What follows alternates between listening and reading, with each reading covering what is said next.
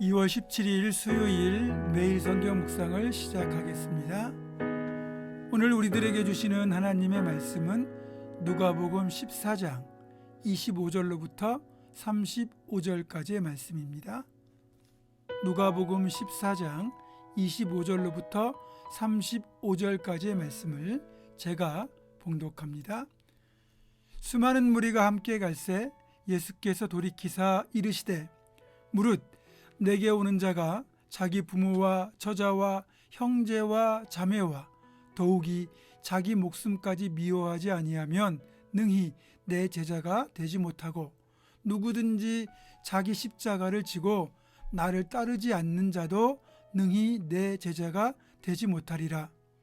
너희 중에 누가 망대를 세우고자 할진대 자기의 가진 것이 준공하기까지에 족할는지 먼저 앉아 그 비용을 계산하지 아니하겠느냐. 그렇게 아니하여 그 기초만 쌓고 능히 이루지 못하면 보는 자가 다 비웃어 이르되 이 사람이 공사를 시작하고 능히 이루지 못하였다 하리라. 또 어떤 임금이 다른 임금과 싸우러 갈 때에 먼저 앉아 1만 명으로서 저 2만 명을 거느리고 오는 자를 대적할 수 있을까 헤아리지 아니하겠느냐. 만일 못할 터이면 그가 아직 멀리 있을 때에 사신을 보내어 화친을 청할지니라. 이와 같이 너희 중에 누구든지 자기의 모든 소유를 버리지 아니하면 능히 내 제자가 되지 못하리라. 소금이 좋은 것이나 소금도 만일 그 맛을 잃으면 무엇으로 짜게 하리요. 땅에도 거름에도 쓸데없어 내버리느니라. 들을 귀가 있는 자는 들을지어다 하시니라. 아멘. 어제까지의 본문을 보면 바리새인의 지도자의 집에서 있었던 사건을 통해서 주님을 대하는 마음의 자세를 가르쳐 주셨고요. 또 높아지려 하지 말고 자신을 먼저 낮추면 하나님이 높여주신다는 것도 가르쳐 주셨고, 또 마지막으로 큰 잔치의 비유를 통해서 주님의 초청에 우선적으로 응하여야 할 것을 통하여 우리에게 진정한 우선순위에 대하여 가르쳐 주셨습니다.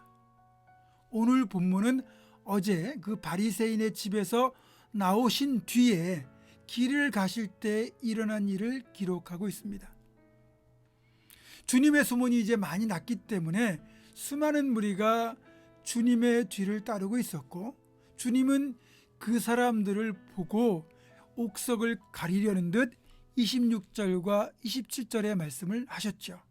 무릇 내게 오는 자가 자기 부모와 처자와 형제와 자매와 더욱이 자기 목숨까지 미워하지 아니하면 능히 내 제자가 되지 못하고 누구든지 자기 십자가를 지고 나를 따르지 않는 자도 능히 내 제자가 되지 못하리라. 이미 앞에 누가복음 9장 23절을 보면 이렇게 말씀하셨거든요. 또 무리에게 이르시되 아무든지 나를 따라오려거든 자기를 부인하고 날마다 제 십자가를 지고 나를 따를 것이니라. 오늘 본문에서 9장에 사셨던 이 말씀을 동일하게 다시 말씀하시는 것을 보면 주님께서 평소 생각하시던 제자의 길의 원칙이 이것이었다는 사실을 확실히 알 수 있습니다. 그러니까 주님은 지속적이면서도 확고하게 제자의 길, 즉 제자도의 원칙을 가지고 계셨고, 주님을 따라오는 수많은 무리들에게 진정 주님을 따라가는 길이 어떠한 길임을 말씀하시고 이 원칙을 지킬 수 있는 사람만이 주님의 제자가 될 수 있다. 이 사실을 분명히 하신 겁니다. 수많은 사람이 주님 뒤를 따르는 이유가 뭡니까? 주님만 따라가면 뭔가 좋은 일이 있을 것이라는 막연한 기대? 좀 더 정직하게 얘기하면 이기적인 욕망으로 인한 관심만 있을 뿐입니다. 또 제자의 길이 고상해 보이고 뭔가 그럴듯한 이름을 가지고 있으니까 폼나게 여기는 사람들도 있었을 겁니다. 우리가 흔히 기복신앙이라고 말하는 이 신앙의 문제점은 축복은 누리려 하지만 고난은 당하지 않으려는 데 문제가 있는 겁니다. 성경에서는 물론 하늘의 복, 땅의 복을 모두 약속하고 있습니다. 따라서 우리는 복을 받을 자격이 있고 또 받아 누려야 됩니다. 그러나 분명한 건 여기에 겸하여 고난도 함께 받아야 된다는 거죠. 로마서 8장 17절입니다.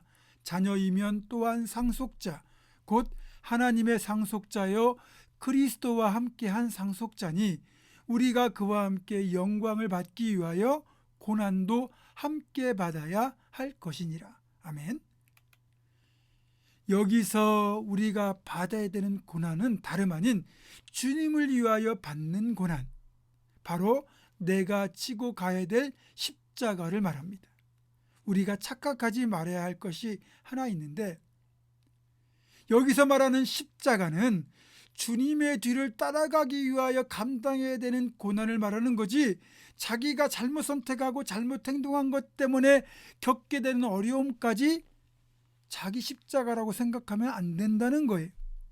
예를 들면 믿지 않는 사람과 결혼해서 그래서 받게 되는 신앙의 박해를 자기 십자가로 여기는 것, 자기 남편, 자기 자식이 십자가라고 말하는 분이 있는데 그것은 내 책임일 뿐이지 결코 십자가라고 할 수 없는 겁니다. 십자가는 말 그대로 주님처럼 남을 위하여, 하나님의 뜻을 위하여 희생하는 것이 진정한 십자가입니다. 그렇다면 주님의 제자가 되는 길은 어떤 길일까요?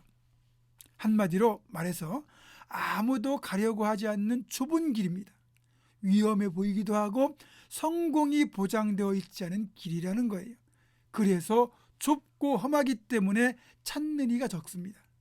마태복음 7장 13절 14절입니다. 좁은 문으로 들어가라.